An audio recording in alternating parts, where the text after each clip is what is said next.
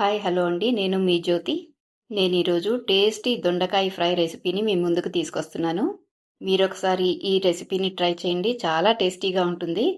ఈ ఫ్రై అన్నంలో కానీ చపాతీలో కానీ అద్భుతంగా ఉంటుంది. మీరొకసారి ఇంట్లో ట్రై చేసి చూడండి. దొండకాయ అంటే ఇష్టం లేని వాళ్ళు కూడా చాలా బాగుంది అంటూ లాగించేస్తారు. మరి ఈ టేస్టీ అండ్ క్విక్ దొండకాయ రెసిపీని చూసేద్దాం రండి. ముందుగా స్టవ్ పైన ఒక ప్యాన్ పెట్టుకొని దాంట్లోకి 2 టేబుల్ స్పూన్స్ ఆయిల్ వేసుకోవాలి. ఆయిల్ బాగా వేడైన తర్వాత నేను ఇక్కడ 470 గ్రామ్స్ దొండకాయల్ని నిలువుగా చీల్చి తీసుకున్నాను.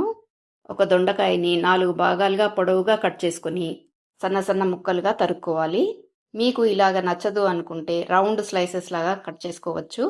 రౌండ్గా కట్ చేసుకున్నా కూడా బాగుంటుంది. ఇప్పుడు ఒకసారి నూనెతో దొండకాయలు బాగా కలిసేలాగా కలిపేసి 1/2 టీ స్పూన్ పసుపు, 1 టీ స్పూన్ సాల్ట్ వేసుకుంటున్నాను. సాల్ట్ వేయటం వల్ల దొండకాయలు త్వరగా మగ్గుతాయి. ఇప్పుడు ఇవన్నీ బాగా ఒకసారి కలిసేలాగా కలిపేసి మూత పెట్టి మీడియం ఫ్లేమ్లో కుక్ చేసుకోవాలి. మూత పెట్టి కుక్ చేయడం వల్ల కూర త్వరగా అవుతుంది. కూరని మూత తీసి అప్పుడప్పుడు కలుపుతూ ఉండాలండి మధ్యలో, లేకపోతే మాడిపోతుంది. అలా కలిపేసి మళ్ళీ మూత పెట్టి మళ్ళీ కుక్ చేసుకోవాలి. చాలామంది ఇంట్లో దొండకాయ తినడానికి ఇష్టపడరు కదండి, కానీ ఒకసారి మీరు ఈ మెథడ్లో కూర చేసి పెట్టండి, చాలా ఇష్టంగా తింటారు. చూస్తున్నారు కదా, దొండకాయ బాగా వేగిపోయింది. గరిటెతో కట్ చేస్తే చక్కగా కట్ అవుతున్నాయి పీసెస్. ఇలా ఫ్రై అయిన దొండకాయల్ని ఒక ప్లేట్లోకి ట్రాన్స్ఫర్ చేసుకొని పక్కన ఉంచేసేద్దాం. ఇప్పుడు ఈ కూరకు కావాల్సిన మసాలాని తయారు చేసుకుందాం. ముందుగా ఒక ప్యాన్ పెట్టుకొని దీంట్లోకి 1 టేబుల్ స్పూన్ శనగపప్పు వేసి లో ఫ్లేమ్లో వేయించాలండి. శనగపప్పు వేగడానికి కొద్దిగా టైం తీసుకుంటుంది కదండి, అందుకనే నేను ముందుగానే వేసేసాను. పోపు దినుసుల్ని బాగా క్రిస్పీగా అయ్యేంతవరకు వేయించాలండి. శనగపప్పు బాగా వేగిన తర్వాత 1 టీ స్పూన్ ధనియాలు, 1/2 టీ స్పూన్ జీలకర్ర, 1/4 టీ స్పూన్ మెంతులు వేసి దోరగా వేయించాలి. ఇవన్నీ వేగడానికి ఎక్కువ టైం తీసుకోదండి. ఇవన్నీ వేగిపోయి గుమగుమ వాసన వస్తోంది.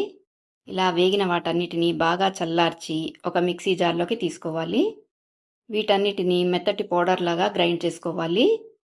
ఇప్పుడు ఈ పౌడర్లోకి చిన్న చింతపండు ముక్క, 3 నుంచి 4 వెల్లుల్లి రెబ్బలు, 2 టీ స్పూన్లు కారపొడి, ఇంకా 2 మీడియం సైజ్ ఆనియన్స్ని ముక్కలుగా కట్ చేసి వేసుకోవాలి. పెద్దదైతే 1 వేసుకోవచ్చు, చిన్నవైతే 2 వేసుకోవచ్చండి. ఇప్పుడు వీటన్నిటిని మిక్సీలో కోర్స్గా గ్రైండ్ చేసుకోవాలి. చూశారు కదా, పలుకులుగా కనిపిస్తుంది. మరీ మెత్తగా అయిపోకుండా ఇలా కోర్స్గా గ్రైండ్ చేసుకోవాలండి. కోర్స్గా గ్రైండ్ చేసుకుంటే ముక్కలు పంటికి తగులుతూ చాలా రుచిగా ఉంటుంది. ఇప్పుడు కూరకి తాలింపు పెట్టుకుందాం. తాలింపు కోసం ప్యాన్లోకి 2 టేబుల్ స్పూన్ ఆయిల్ వేసుకున్నాను.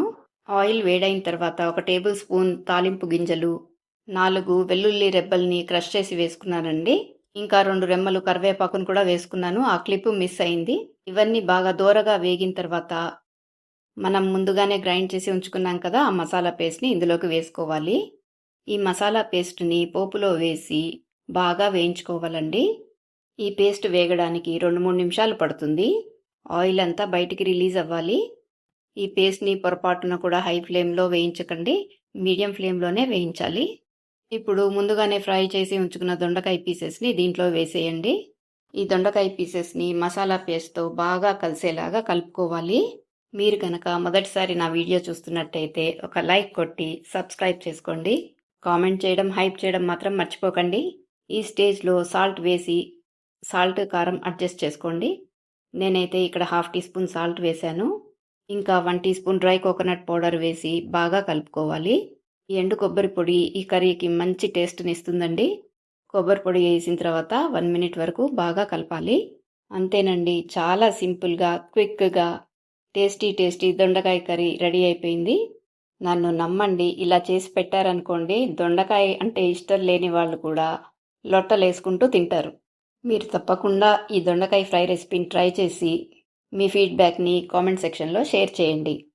నెక్స్ట్ వీడియోలో మీరు ఏ రెసిపీ చూడాలనుకుంటున్నారో కామెంట్ సెక్షన్లో తెలియజేస్తే తప్పకుండా ఆ రెసిపీని నేను చూపిస్తాను.